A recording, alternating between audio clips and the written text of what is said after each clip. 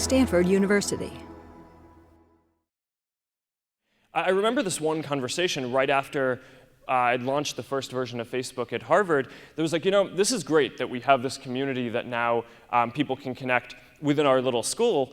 But clearly, one day, someone is going to build this for the world. So one of the big surprises for me, looking back on this 10 years later, is that it actually was us, who kind of played some role in kind of leading this and developing some of this infrastructure for the world. I think a lot of this, what it just comes down to, is like doing things that you believe in and pushing really hard, and some number of those will end up working out.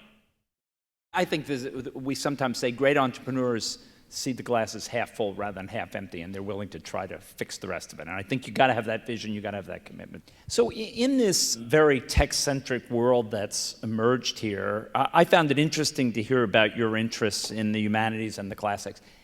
How do we think about their role and the importance of them in this world where everybody wants to start the next Facebook or the next Google or the next Snapchat? I actually wasn't a computer science major. I was a psychology major. And I just took mostly computer science classes. I think a lot of times interesting work is done at the intersection between these disciplines, right? So, absolutely. Technology is a tool that you can use to solve different problems. But one of the things that I think you learn in college is that often picking what problem to go try to solve is a much bigger and more important challenge than even being able to solve the problem.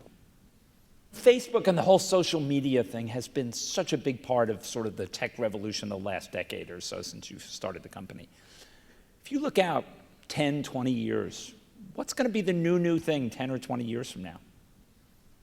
One of the things that I think over a 5 or 10 year period will definitely exist is just like the ability to ask more questions than you can really reasonably ask a search engine today. It's something that we're pretty actively working on because we really want Facebook and this whole kind of movement of social apps to not just be about kind of sharing moments in the day-to-day, but also like real utility and being able to learn and solve interesting problems.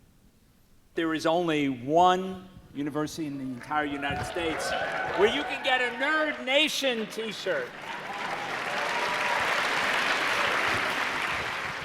Please join me in thanking Mark for spending his time with us. Thank you.